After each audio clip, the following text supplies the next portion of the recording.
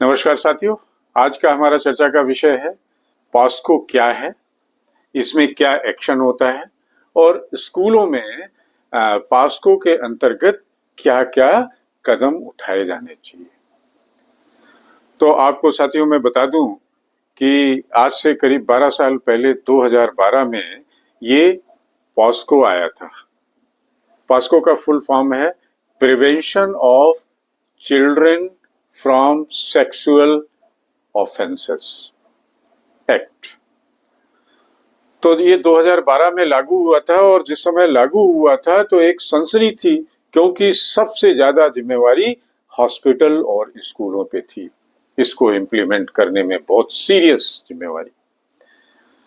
और ये बच्चों में बढ़ते यौन अपराधों से सुरक्षा के लिए बनाया गया था, ताकि अपराधी को अगर कोई बच्चों के अगेंस्ट कोई यौन हिंसा हुई हो, यौन अपराध हुआ हो, तो उसमें सख्त से सख्त सजा दी जाए और साथ में पेनल्टी भी हो।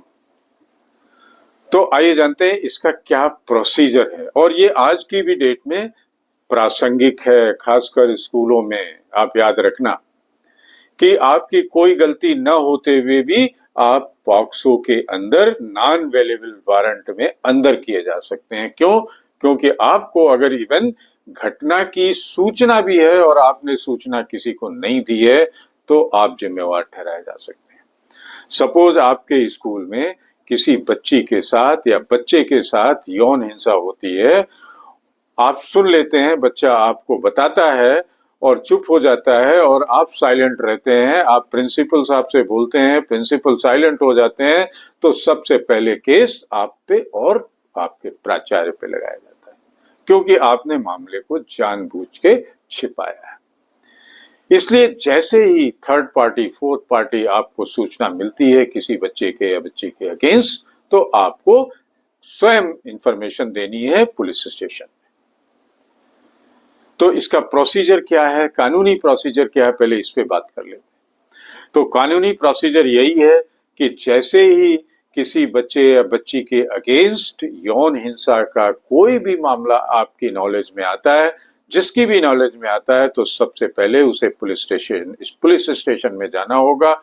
और जो भी इस घटना को जानता है, कोई जरूरी नहीं कि जिसके अगेंस्ट कोई यौन हिंसा हुई हो, जो भी इसकी नॉलेज रखता है कि उसको पता चल गया, वो जाके पुलिस स्टेशन में रिपोर्ट लिखाएगा। पुलिस को सूचना देने के बाद दूसरा स्टेप है कि पुलिस को तुरंत एफआईआर करनी है, अदरवाइज पुलिस वाले भी उस पॉक्सो के अंदर कानूनी तौर पे सजा के हकदार होते हैं। तो पुलिस को तुरंत एफआईआर करनी है। तीसरा, जब पुलिस के पास ये मामला पहुंचता है तो फिर उसकी मेडिकल जांच होती है उस बच्चे या बच्ची की। कहां जांच होगी? पुलिस द्वारा अधिकृत किसी सरकारी अस्पताल में मेडिको लीगल होगा उस बच्चे या बच्ची का। और फिर चौथा स्टेप होगा कि पुलिस आपके स्कूल में या घर में जहां बच्चा होगा वहां आके उस पीड़ित का या पीड़िता का बयान लेगा पुलिस ऑफिसर। और बयान ऐसे नहीं होगा, बच्चे के अनुकूल माहौल में। बच्चा अगर घर में अपने को आरामदेह महसूस करता है, या स्कूल में या किसी टीचर के साथ या अपने पेरेंट के साथ, या जो भी जिस पे विश्वास करता है उसके सामने और उसकी उपस्थिति में बच्चे का बयान होगा। बयान के बाद अदालत में सुनवाई शुरू होती है। अदालत कौन सी होगी? स्पेशल पॉस्को अदालत। बड़े संवेदनशील तरीके से उसकी सुनवाई होनी चाहिए और उसका जल्दी से जल्दी निर्णय आना चाहिए। और देन छठवां स्टेप होगा उसको सजा देना, कठोर कारावास, जुर्माना। और लास्ट, इसके बाद इसके साथ साथ बच्ची को सुरक्षा और उसका रिहेबिलिटेशन, पुनर्वास, उसकी काउंसलिंग, उसकी शारीरिक और मानसिक स्थिति अच्छी करने के लिए सब कुछ करना होगा। ये हमारे प्रोसीजर है पॉस्को का। अब आइए जानते हैं कि अगर आपके स्कूल में कोई ऐसी घटना हो जाती है तो क्या करना है। जैसे ही बच्चा जिस टीचर को, जिस एम्प्लॉई को और जिस प्राचार्य को ये सूचना देता है कि सर, मैडम, मेरे साथ ये गलत काम हुआ है, आपको देरी नहीं करनी है, आधे घंटे की भी कंफर्म करना है, ज्यादा से ज्यादा प्राचार्य उस पे 8 घंटे में या 6 घंटे में एक कमेटी बिठा के और उसको वेरीफाई कर सकते हैं कि ये घटना सच है या नहीं है, लेकिन 24 घंटे के अंदर पुलिस को सूचना देनी है। अगर जो जितने लोगों की नॉलेज में आ गया नहीं देते हैं तो पुलिस सब पे एफआईआर करके अरेस्ट कर सकती है। ये पुलिस को इंफॉर्मेशन ऑनलाइन, ऑफलाइन या हेल्पलाइन के जरिए आपके जो मोबाइल पुलिस है उसको बुला के किसी भी तरीके से सूचना देनी है। फिर आपको बच्चे की सुरक्षा सुनिश्चित करनी है, उसकी मानसिक स्थिति, उसकी शारीरिक स्थिति पे नजर रखनी है कि बच्चा कोई गलत कदम ना उठाए निराशा में। उस बच्चे की मेडिकल जांच जब होती है तब उसमें सहयोग करना है पुलिस जब करवाती है, और बच्चे के लिए काउंसलर, पेशेवर काउंसलिंग करानी है ताकि बच्चा अपने को अकेला, असहाय और कमजोर न महसूस हो। कानूनी सहायता सरकारी तौर पे मिलती है, आपको उसमें सिर्फ माध्यम बनना होता है।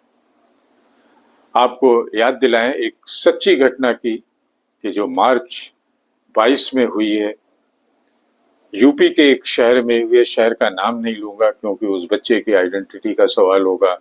एक रेप्यूटेड स्कूल में हुई है, कक्षा 6 की बच्ची थी, पीटी ने उसके साथ गलत काम किया गेम्स रूम में। बच्चे ने आके अपने टीचर को बताया, टीचर ने पीटी के डर से या अपने साथियों को कहीं परेशानी ना हो इसलिए उसको छिपा दिया। बच्चे ने घर में जाके अपनी मां को बताया, बच्ची ने, मां ने स्कूल आके इस चीज को प्राचार्य से ही डिस्कस किया। प्राचार्य की नॉलेज में ये घटना नहीं आई। बच्चे की मां ने और पेरेंट्स ने जाके पुलिस में इसकी रिपोर्ट करी और उसमें इमीडिएट अरेस्टिंग हुई आपके गेम्स टीचर की। उस टीचर को जिसको उसने, क्लास टीचर को जिसको उसने बताया था बच्चे ने, उस प्राचार्य को जिसको पेरेंट्स ने आके बताया लेकिन उन्होंने कोई एक्शन नहीं लिया, और आगे उस बच्चे की जो भी कहानी बनी। तो मैं दिवाला ना चाहता, मैं आपको डराना नहीं चाहता हूं, लेकिन इसमें आपकी संवेदनशीलता को सेंसिटाइज करना चाहता हूं कि जब भी ऐसी कोई चीज होती है आप कम से कम बच्चे के उस पास्को एक्ट के अंतर्गत जरूर इन प्रोसीजर्स को, एसओपीज को फॉलो करें। तो धन्यवाद साथियों, आपसे फिर मिलेंगे एक नए टॉपिक के साथ। आप हमारे चैनल को शेयर और सब्सक्राइब जरूर करें @Mr. Sudeep 104। Thank you.